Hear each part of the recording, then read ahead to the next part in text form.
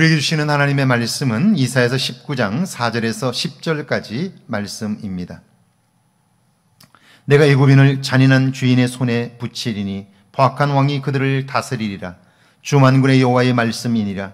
바닷물이 없어지겠고 강이 잦아서 마르겠고 강들에서는 악취가 나겠고 애굽의 강물은 줄어들고 마름으로 갈대와 부들이 시들겠으며 나일 가까운 곳 나일 언덕의 초장과 나일강 가까운 곡식밭이 다 말라서 난려가 없어질 것이며 어부들은 탄식하며 나일강에 낚시를 던지는 자마다 슬퍼하며 물 위에 그물을 치는 자는 피곤할 것이며 세마포를 만드는 자와 배 짜는 자들이 수치를 당할 것이며 그의 기둥이 부서지고 품꾼들이 다 마음에 근심하리라. 아멘. 하나님의 말씀입니다. 할렐루야. 좋은 날입니다. 하나님 주신 은혜 오늘도 여러분과 함께 하기를 주의 이름으로 축원합니다. 작년 초 오랜만에 고향을 방문했습니다. 늘 바쁘게 사느라 볼일만 보고 왔기에 제가 살았던 동네나 주변들을 돌아볼 여유가 없었습니다. 그런데 마음 먹고 쉬러 갔기에 북쪽 영랑호에서부터 남쪽 대포항 설악산 입구까지 구석구석을 돌아봤습니다. 사람의 힘이 정말 대단합니다. 청초호수를 매립해 그곳에 지은 건물들, 속초 시내와 실향민들의 정착지인 아바이 마을을 연결한 다리, 엄청나게 세워진 콘도와 호텔, 아파트 등은 인간이 스스로 굉장하다고 자부할 만큼 그런 거대한 모습을 보여주었습니다. 그럼에도 그곳을 돌아보는 내내, 그리고 그곳을 떠나오는 내내 제 마음은 편치 않았습니다. 이유가 무엇일까요? 제게는 청초의 맑은 물, 그곳에서 낚시를 하던 기억들이 있는데요. 그것이 역사가 되었습니다. 외용치 물길질을 하던 곳과 속초 해수욕장 소나무 숲도 이제는 그림에서나 볼 수 있게 되었습니다. 사철 따뜻한 물이 나오던 빨래터와 도문동의 너른 버덩의 동백 열매는 아파트 숲으로 채워져 마음에만 남아있게 되었습니다. 사람들은 자신들의 욕심을 따라 부수고 세우고를 반복합니다. 그런데 그 과정에서 잃고 있는 것은 무엇인지 여러분 묻지 않아요. 욕심이 앞서기 때문이죠. 4절입니다. 내가 애굽인을 잔인한 주인의 손에 붙이리니 포악한 왕이 그들을 다스리리라. 주 만군의 여호와의 말씀이니라. 애굽의 발전과 강력함을 위하여 왕에게 절대적인 권한이 필요합니다. 그렇게 이야기하자 모든 국민들이 동의할 수밖에 없습니다. 그런데 그렇게 강력해진 제국과 제왕이 자신의 욕심을 위하여 국민을 수단화한다면 그땐 어떻게 되는 겁니까?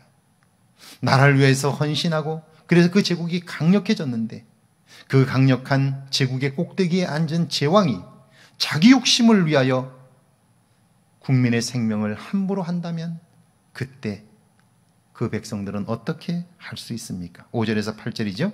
바닷물이 없어지겠고 강이 잦아서 마르겠고 강들에서는 악취가 나겠고 애굽의 강들은 줄어들어 마름으로 갈대와 부들이 시들겠으며 나일 가까운 곳 나일 언덕의 초장과 나일강 가까운 곡식밭이 다 말라서 난려가 없어질 것이며 어부들은 탄식하며 나일강에 낚시를 던지는 자마다 슬퍼하며 물 위에 그물을 치는 자는 피곤할 것이며 바닷물이 없어지겠고 강들이 마르겠으며 이 말씀은 자연 현상을 말하는 것뿐 아니라 하나님의 심판을 이야기하는 거죠. 애굽이 생명을 수단화하고 주변 나라들을 고통 속에 몰아넣기 때문에 하나님은 결코 그런 그들을 가만두지 않는 거죠. 그들의 수고가 결코 열매가 없을 것이다. 그렇게 말씀하는 거예요. 9절과 10절이죠. 세마포를 만드는 자와 배 짜는 자들이 수치를 당할 것이며 그의 기둥이 부서지고 품꾼들이 다 마음에 근심하니라. 사람들은요 열심히만 일하면 먹고 살고 부자도 될 수 있다고 여겨요. 그런데 일감이 없다면 인간의 열심도 헛수고가 되고 마는 거죠. 여러분 농부들이 열심히 땀 흘리고 가꾸면 풍성한 열매를 추수할 수 있나요? 성경은 그래서 이렇게 물어요. 나의 도움이 없이 너희가 농사를 시작할 수 있느냐? 나의 도움이 없이 너희가 추수할 수 있느냐? 물어요.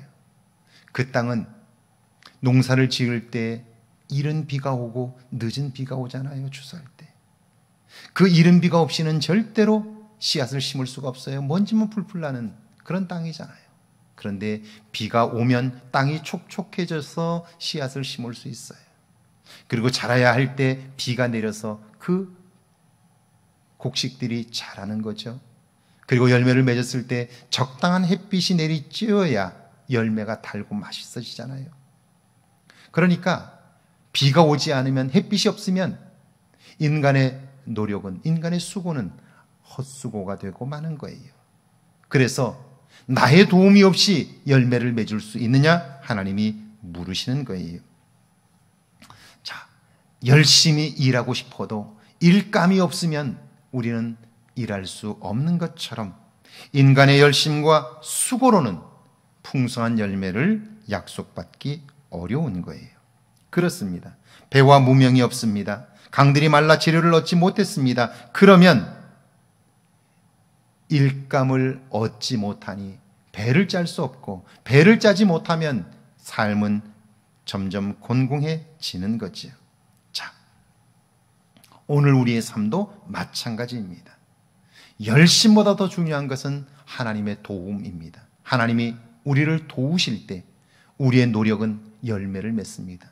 그런데 놀랍게도, 참 안타깝게도 인간은 절박할 땐 그 하나님을 기억하는데요, 풍요를 경험하고 나면 그 하나님을 놓쳐버려요. 그래서 다시 추락하게 되는 거죠.